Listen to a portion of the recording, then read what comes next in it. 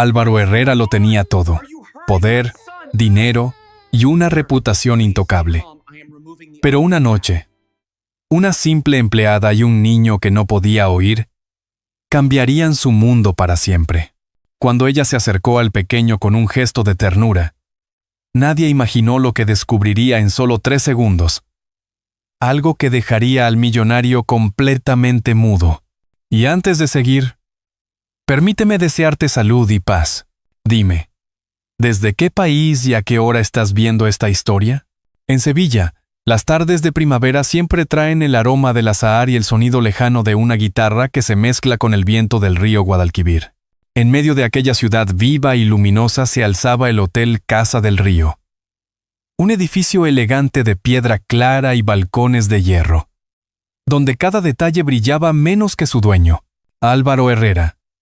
Empresario de éxito y alma cansada, observaba el agua correr sin detenerse, con el mismo silencio con que pasaban sus días. Hacía años que no miraba más allá de los números, ni más allá de las paredes de su despacho. Desde que su esposa, Lucía, había muerto, todo lo que quedaba de ella era un retrato enmarcado y un niño que no hablaba. Dieguito, su hijo de 6 años, era un pequeño de ojos profundos y cabellos del color de la miel. Los médicos habían diagnosticado una sordera temprana. Álvaro lo aceptó como una condena inevitable, una más de las que la vida le había impuesto. Lo cuidaba con dedicación distante, más por deber que por ternura. En la mansión privada anexa al hotel reinaba un silencio espeso, apenas roto por los pasos medidos del personal y la voz de las enfermeras. Entre ellas, había una nueva empleada, Isabel Martín, una muchacha llegada desde Huelva, de mirada serena y manos acostumbradas al trabajo. Había pedido aquel empleo con humildad, prometiendo que podía atender a un niño difícil. Álvaro apenas la escuchó durante la entrevista. Se limitó a asentir, sin mirar demasiado. Sin embargo, desde el primer día, algo en su forma de moverse, su cuidado, su calma cambió la rutina de la casa. Cada mañana Isabel entraba en el jardín, abría las ventanas y dejaba que el aire del río recorriera las habitaciones. A Dieguito le encantaba ver las cortinas moverse como olas. Ella se agachaba junto a él y movía los labios exageradamente, enseñándole palabras simples: luz, agua, viento. El niño no respondía, pero sonreía. Álvaro los observaba de lejos, con una mezcla de desconfianza y desconcierto. Le resultaba imposible comprender por qué alguien insistía en hablarle a un niño que, según él, no podía oír. Una tarde, mientras el sol se escondía sobre los tejados rojizos, Isabel encontró un pequeño trompo olvidado en el balcón. Lo hizo girar sobre el suelo de mármol, y la vibración sutil que produjo atrajo la atención del niño. Dieguito levantó la vista y extendió la mano. Isabel lo miró con ternura. ¿Lo sientes? ¿Verdad? El niño asintió apenas, como si comprendiera. Aquel gesto mínimo la conmovió profundamente. Cuando Isabel le contó a la enfermera mayor lo ocurrido, la mujer se encogió de hombros. No pierdas el tiempo, muchacha. Ese niño no responde a los sonidos. Dicen que el mundo se quedó en silencio para él, pero Isabel no lo creyó. Había algo en los ojos del pequeño que hablaba más que cualquier palabra. Esa noche, en la residencia privada del hotel, todo estaba en calma. Álvaro cenaba solo frente a una copa de vino, mirando el reflejo de las luces del puente en el agua. Desde la terraza escuchó un susurro, la risa leve de su hijo. Fue apenas un instante, un sonido frágil que el viento se llevó. Se levantó, confundido. Afuera, Isabel sostenía al niño en brazos, mostrándole el cielo estrellado. «Mire, don Álvaro», dijo ella con una voz que no pretendía ser oída, sino sentida.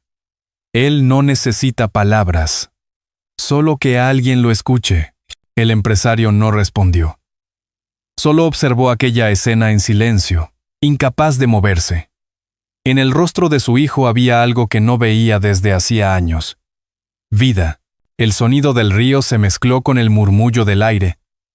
Y por un segundo, Álvaro creyó escuchar un eco antiguo, como si la voz de Lucía cruzara el viento para recordarle algo que había olvidado. Que el amor, aun cuando parece dormido, siempre encuentra la manera de hacerse oír. El sol entraba tímido por los ventanales del jardín cuando Isabel llegó temprano, como cada día. Traía en la mano una pequeña libreta y un lápiz, con los que solía dibujar letras grandes para que el niño las viera. En la cocina del hotel, la cocinera le sirvió un café rápido y le dijo con tono de advertencia: «Hoy don Álvaro tiene visita de unos inversores, así que procura que el niño no se cruce por los pasillos». Isabel sonrió amablemente. «Tranquila, Rosario. Nos quedaremos en el jardín. Él necesita el aire, no las paredes». Dieguito esperaba junto al ventanal, observando cómo los reflejos del río se colaban por el suelo de mármol. Cuando la vio, corrió hacia ella con esa torpeza dulce de los niños. Isabel se agachó. Le mostró un dibujo, una oreja y una hoja de árbol. Luego susurró, moviendo lentamente los labios: «¿Sabes que el viento también tiene voz?». El niño parpadeó curioso. Ella colocó una concha marina cerca de su oído. No sabía si él oía algo, pero su gesto de asombro fue suficiente. La brisa soplaba con suavidad, levantando las cortinas. Dieguito alzó la mano, como si saludara a algo invisible. Isabel sintió que aquel instante valía más que cualquier diagnóstico. A media mañana, Álvaro salió de su despacho. Llevaba el traje impecable, la corbata oscura, el rostro cansado. La conversación telefónica con sus socios no había ido bien. Al pasar junto al jardín, vio a Isabel de rodillas, enseñando al niño a sentir la vibración de un pequeño tambor. «¿Qué hace usted?», preguntó, con tono de control. «Solo juego con él», señor, respondió ella sin alterarse. «Creo que percibe las vibraciones, no el sonido». «Los médicos dijeron que no hay esperanza», cortó él, con la frialdad de quien se protege del dolor. «No le dé ilusiones». «No son ilusiones», don Álvaro, dijo ella bajando la voz. «A veces lo que falta no es el oído, sino alguien que quiera ser escuchado». Él se quedó mudo unos segundos. Luego se alejó sin decir más. Aquella frase lo acompañaría todo el día, como una espina suave en el pensamiento. Por primera vez en años, Álvaro se sorprendió dudando de su propia certeza. Por la tarde, cuando las campanas de la catedral marcaron las 6, Isabel llevó al niño a dar un paseo por el malecón. El aire olía a pan tostado y jazmín. Los puestos de feria comenzaban a iluminarse con guirnaldas de colores. Dieguito caminaba con pasos cortos, mirando todo con fascinación. En una esquina, un anciano tocaba una guitarra. Isabel se detuvo, cerró los ojos y dejó que las notas flotaran. Entonces, algo imposible ocurrió. El niño giró la cabeza hacia el músico. «¿Lo sientes?», murmuró ella, sin atreverse a creerlo. El pequeño no respondió, pero dio un paso más cerca, y su respiración se aceleró como si sintiera el ritmo en el pecho. Isabel contuvo las lágrimas. Más tarde, ya en la casa, mientras ayudaba a Rosario con la cena, Isabel escuchó una voz grave a su espalda. «¿Dónde estaba usted?», preguntó Álvaro, apoyado en el marco de la puerta. «Fuimos al paseo del río. Le dije que no lo sacara». «Lo sé», admitió ella con calma, pero su hijo necesitaba sentir el mundo, no el silencio de estas paredes. El hombre la miró con una mezcla de ira y desconcierto. No estaba acostumbrado a que nadie lo contradijera, y menos una empleada. Sin embargo, había algo en el tono de Isabel, algo tan sincero que le impidió reprenderla. Esa noche, cuando todos dormían, Álvaro entró al cuarto del niño. El pequeño estaba envuelto en su manta azul, con la concha marina aún junto a la almohada. El empresario se sentó al borde de la cama y lo observó largo rato. En aquel silencio, Sintió que algo en él también estaba roto. Acarició el cabello del niño y murmuró, apenas audible, si tan solo pudiera entenderte. Al salir del cuarto, el viento del río volvió a soplar por los ventanales abiertos. Las cortinas se movían lentamente, igual que la primera noche que Isabel llegó. En aquel murmullo, que no era ni voz ni eco, Álvaro creyó escuchar por un instante algo que le heló la piel. La risa de su hijo, clara, ligera, como si el aire mismo quisiera enseñarle a escuchar de nuevo. El amanecer traía un aire distinto a la casa del río. Sevilla despertaba entre campanas y olor a pan caliente, pero dentro del hotel, en la residencia privada anexa, todo parecía suspendido. Isabel preparaba el desayuno de Dieguito cuando escuchó un golpe sordo en el pasillo. Corrió y lo encontró en el suelo, con un pequeño hilo de sangre bajando desde el oído. «Dios mío», susurró, levantándolo con cuidado. El niño lloraba sin emitir sonido. «Tranquilo, mi vida», le dijo ella, intentando no temblar. «Vamos. Mírame. Respira conmigo».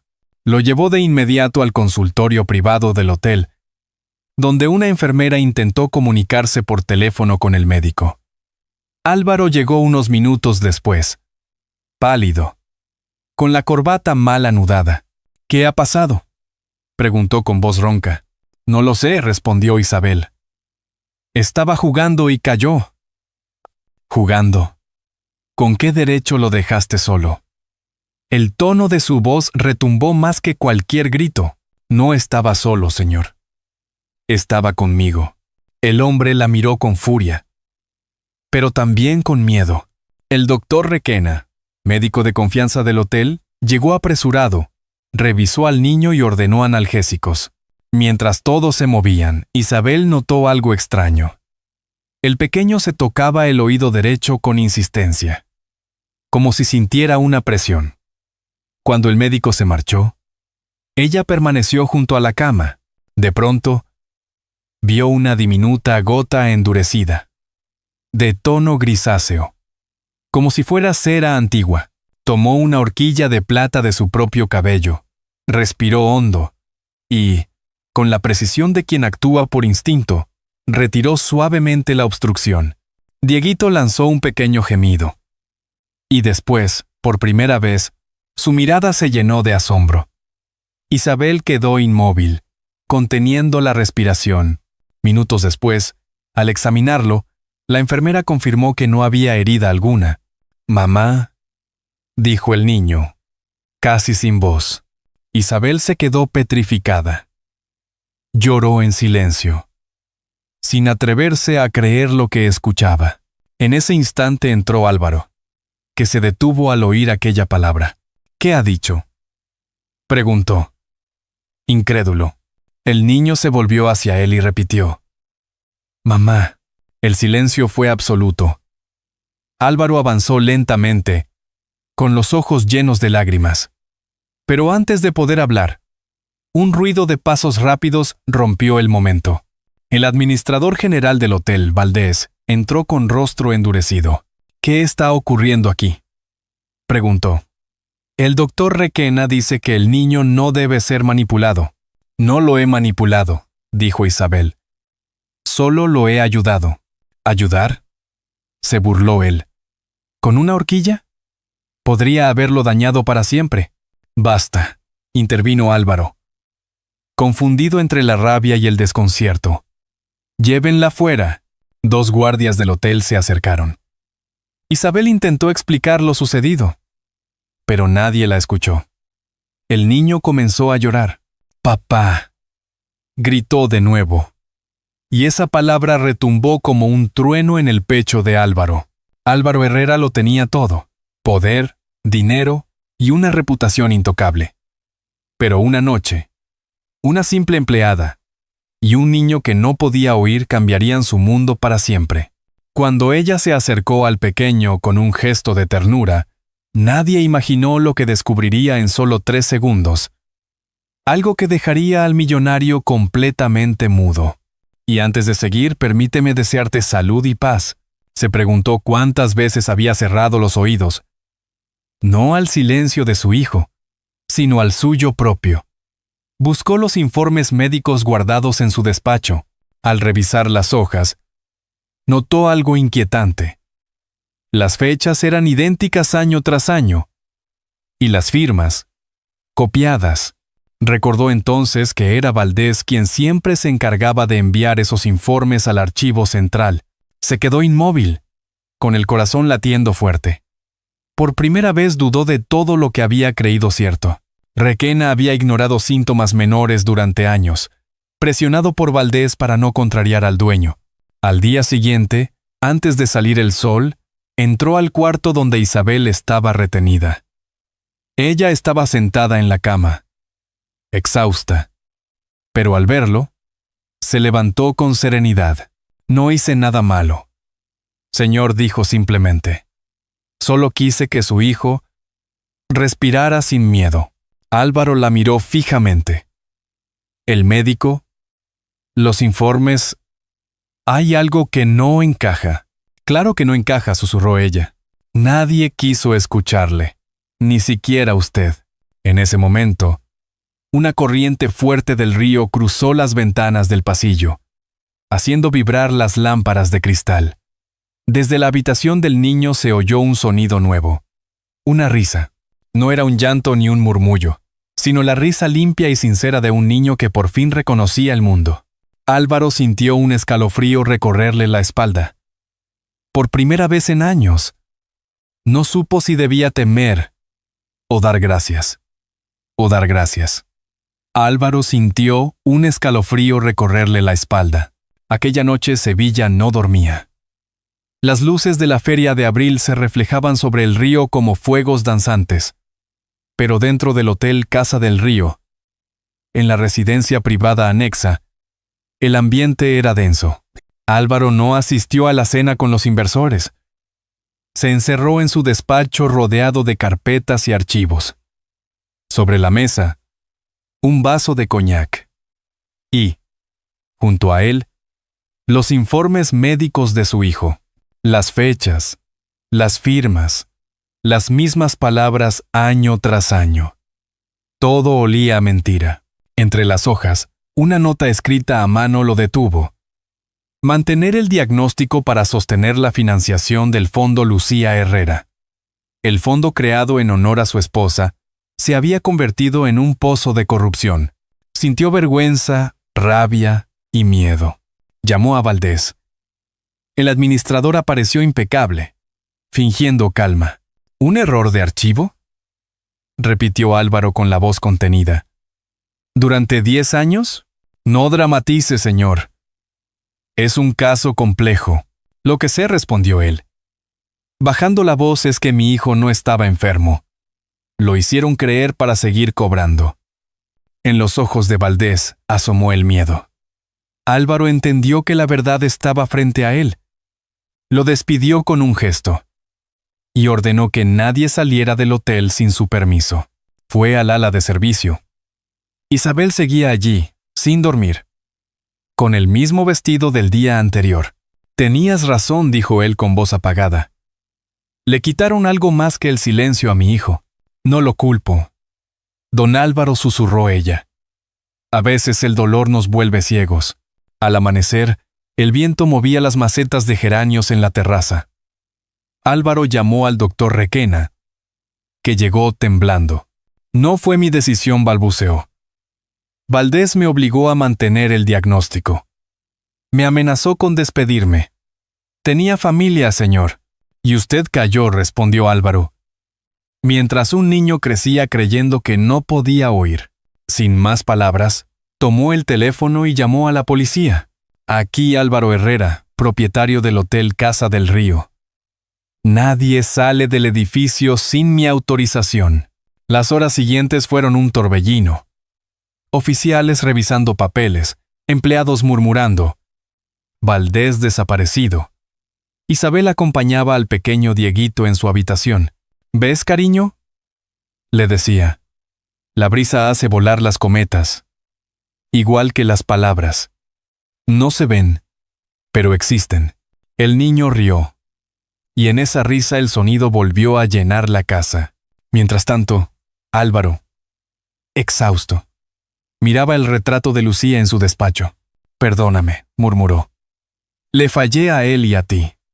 Convertí tu nombre en un negocio». La brisa del río movió las cortinas de lino. La fotografía cayó del marco y él la sostuvo entre las manos.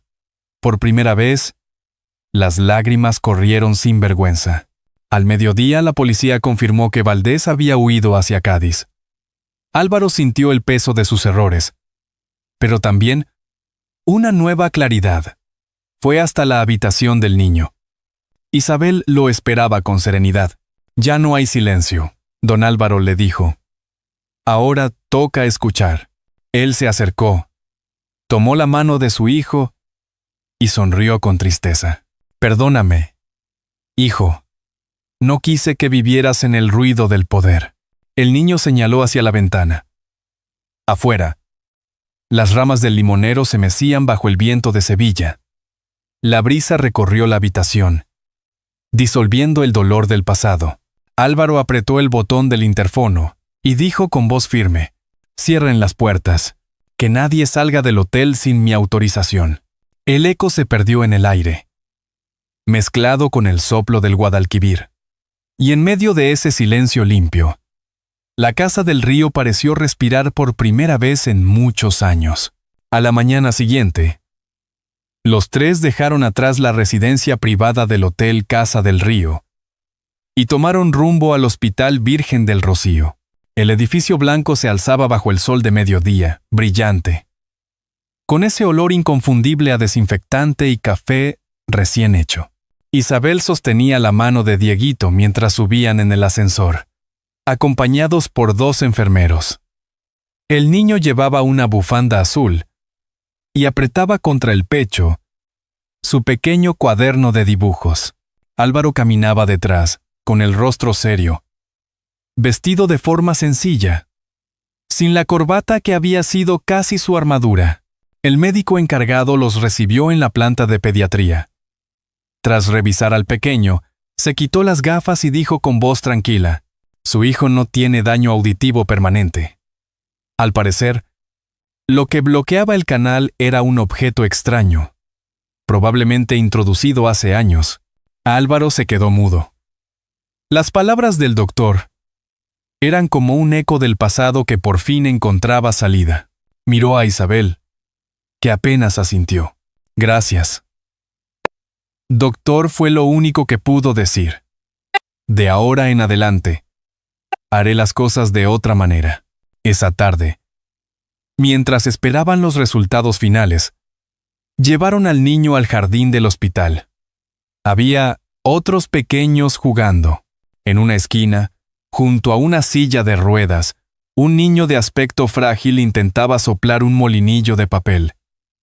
Isabel lo reconoció al instante. Miguel, su hermano menor, ingresado allí semanas atrás. No lo había visto desde que aceptó el trabajo en el hotel. Todo su salario era para pagar el tratamiento del pequeño. «Miguelito», exclamó. El niño la miró con sorpresa. «Pensé que no vendrías más. Perdí mi trabajo, pero no el camino hacia ti», dijo ella sonriendo. Álvaro, que observaba la escena desde lejos, sintió algo removerse en su interior.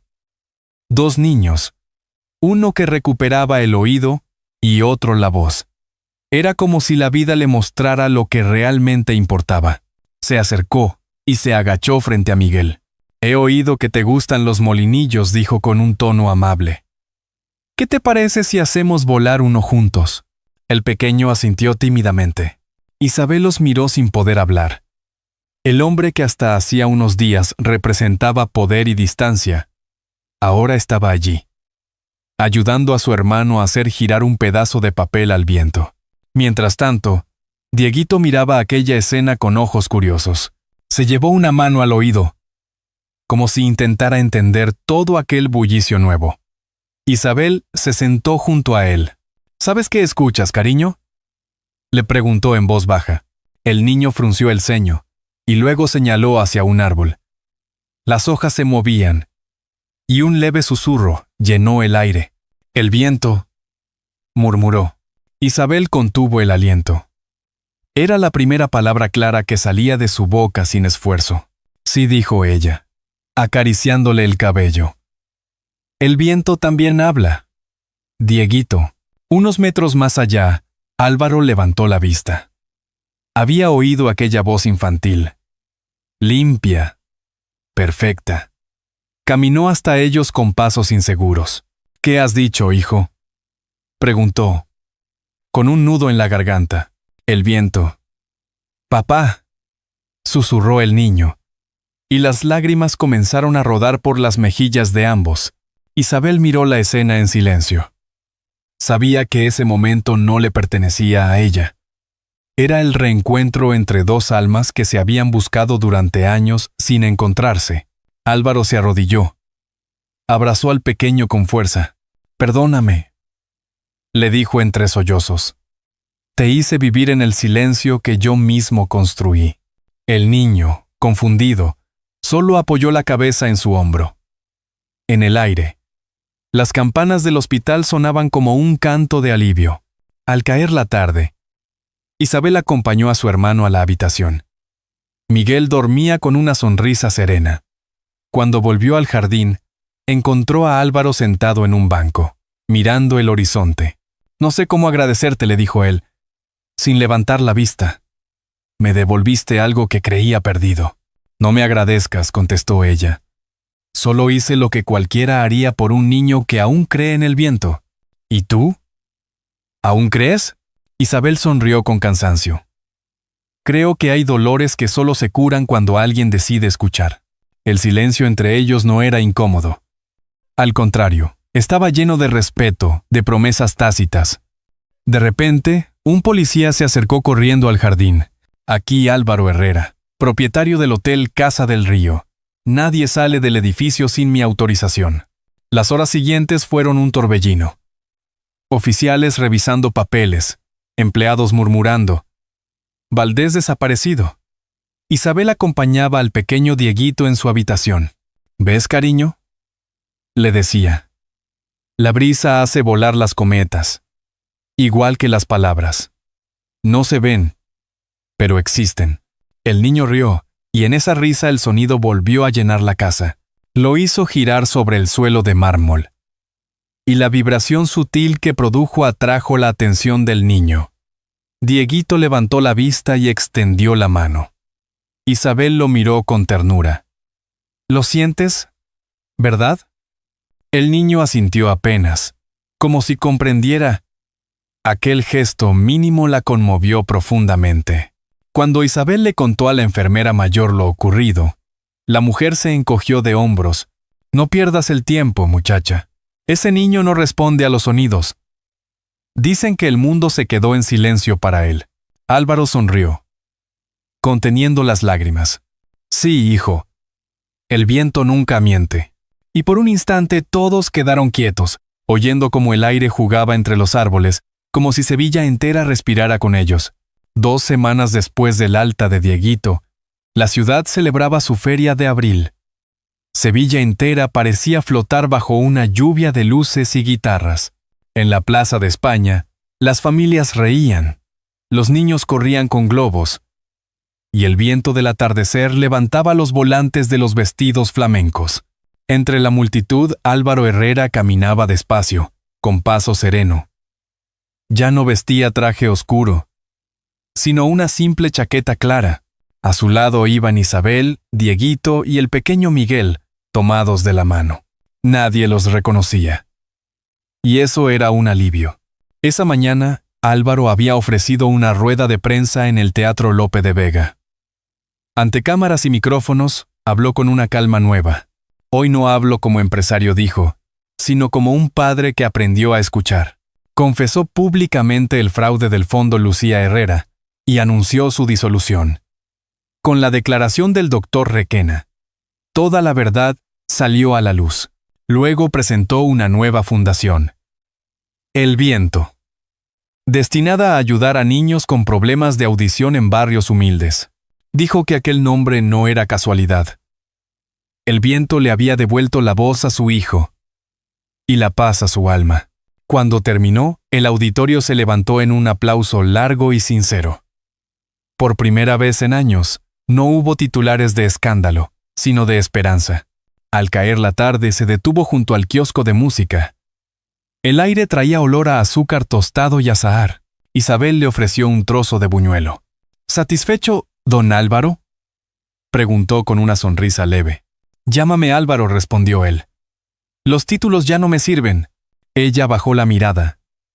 Sonriendo también, Dieguito corría delante, con una cometa roja que se elevaba sobre el cielo rosado. Miguel lo ayudaba a sostener el hilo, riendo con esa risa libre que cura todas las heridas. De pronto, el niño miró hacia su padre y gritó con una voz clara, nueva, que hizo girar a más de uno. «Papá, escucha. El viento habla». Álvaro sintió un nudo en la garganta. Corrió hacia él y lo levantó en brazos. «Sí, hijo. Y su voz eres tú». El viento soplaba más fuerte, hinchando la cometa hasta hacerla bailar sobre las torres de la plaza. La gente alrededor aplaudía. Sin saber por qué, era un aplauso que celebraba algo más grande que una feria. Celebraba la vida que vuelve.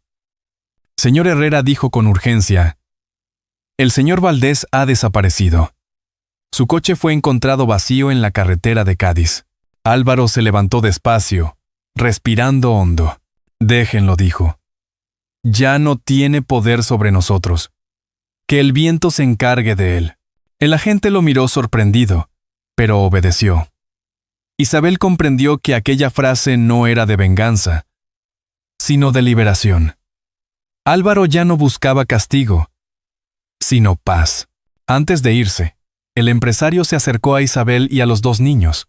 «¿Sabes?», susurró Isabel. «A veces pienso que Lucía está en ese viento». Álvaro asintió, mirando al cielo. «Sí.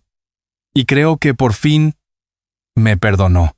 Las luces de la feria se reflejaban en sus ojos cansados. Y por primera vez no había culpa, solo paz. «Entonces, escúchala», dijo Isabel con dulzura, «porque el viento nunca miente». No hicieron falta más palabras. La paz entre ellos decía todo lo necesario, y así permanecieron un rato, bajo el murmullo de Sevilla, mientras la cometa seguía flotando sobre sus cabezas, iluminada por las luces de la feria, como un corazón rojo que se negaba a caer. En esa azotea, por fin, la casa del río volvió a tener voz. Hay momentos en que la vida, como el viento, nos obliga a detenernos y escuchar lo que llevamos dentro. La historia de Álvaro, Isabel y el pequeño Dieguito no trata solo de un milagro, sino de cómo el amor y la culpa pueden reconciliarse cuando alguien se atreve a abrir las ventanas del alma. Si esta historia te ha conmovido, escribe el número 1 en los comentarios. Y si crees que algo podría mejorar, deja un 0 y cuéntanos tu opinión. En un mundo donde el éxito y la prisa a menudo nos ensordecen, esta historia nos recuerda que la verdadera riqueza está en escuchar, en perdonar y en volver a construir lo que el silencio rompió. Todos merecemos una segunda oportunidad. A veces basta un gesto de bondad o una voz que nos diga, «Te entiendo», para que el rumbo cambie por completo. Como una brisa que atraviesa la ventana en la tarde, el amor sincero es esa fuerza invisible que puede mover incluso los corazones más cansados. Tal vez, al mirar a los tuyos, recuerdes que nunca es tarde para pedir perdón, para abrazar, para volver a ser familia. Si esta historia tocó tu corazón, compártela con alguien que necesite escuchar que siempre hay esperanza.